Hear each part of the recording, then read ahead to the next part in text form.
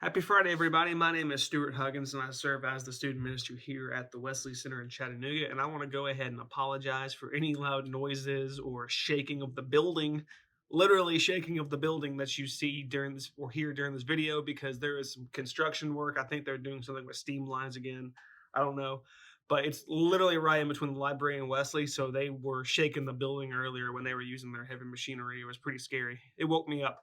So I hope if you guys have a awesome weekend. Before we get into the weekend, I kick you guys off. We're going to talk about our daily Bible readings for today, which are Psalm 82, Amos 2, 4 through 11, Acts 7, 9 through 16, or you can read Psalm 25, 1 through 10, Genesis 41, 37 through 49, or Acts 7, 9 through 16. And I'm going to be doing Genesis 41, 37 through 49 because I love this story in the Bible. So in the late 90s, early 2000s, it might have been right at 2000. I don't remember. I watched it as a kid, and I remember seeing commercials for it. There was a DreamWorks did a couple biblical movies. They did The Prince of Egypt, which awesome music, awesome story, awesome movie. I love that movie. And then they did Joseph, King of Dreams, which was the story of Joseph and the Pharaoh and the gifts of him being able to dream the future and things like see glimpses of the future and things like that. And if you watch that movie, you kind of know where this story is going, or if you've read this scripture before, which I hope you guys have. But let's read it, and then I'll give you guys a little more insight to what's going on. The plan seemed good to Pharaoh and to all his officials. So Pharaoh asked them, "Can we find anyone like this man whom is in the spirit of the God?" Then Pharaoh said to Joseph, "Since God has made all this known to you, there is no one to discerning and as wise as you, excuse me. You shall be in charge of my palace, and my people are to submit to your order. Only with respect to the throne will I be greater than you." So Pharaoh said to Joseph, "I hereby put you in charge of the whole land of Egypt." Then Pharaoh took his signet ring from his finger and put it on Joseph's finger. He dressed him in robes of fine linen and put a gold chain around his neck.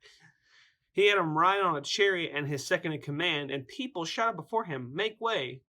Thus he put him in charge of the whole land of Egypt. Then Pharaoh said to Joseph, "I am Pharaoh, but without your word, no one will lift hand or foot in all Egypt."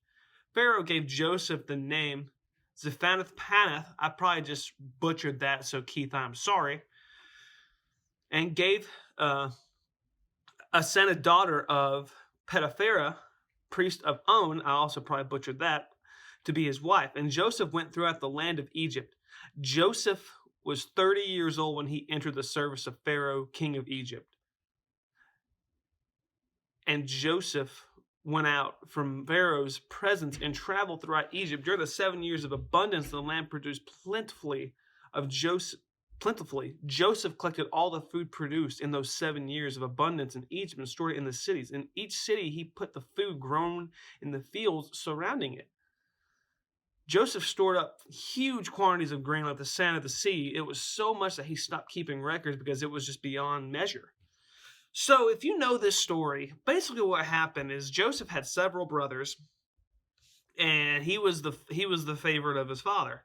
And his father gave Joseph this beautiful, beautiful robe. It was purple, all these different colors, which purple was kind of royalty, kind of higher up back then.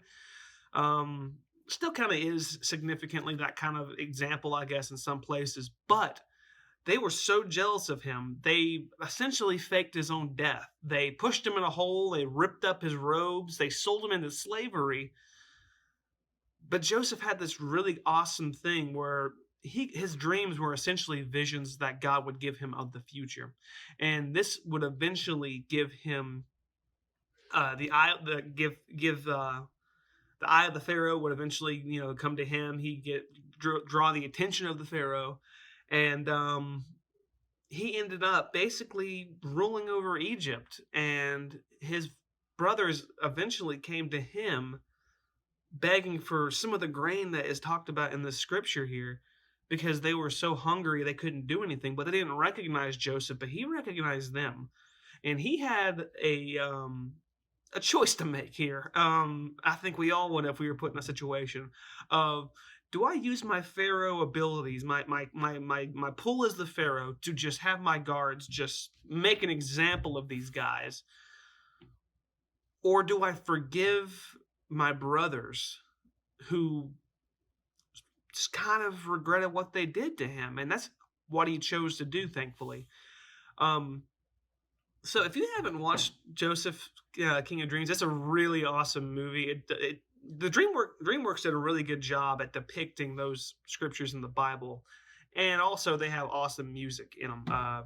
The marching band that I work for, I teach the drumline for. That's our show this fall season, is The Prince of Egypt, which is the other movie that DreamWorks did. So really good music, really, really good. And like I said, it just breaks down the stories real well. So it always helps me to visualize things, and it just does it so perfectly.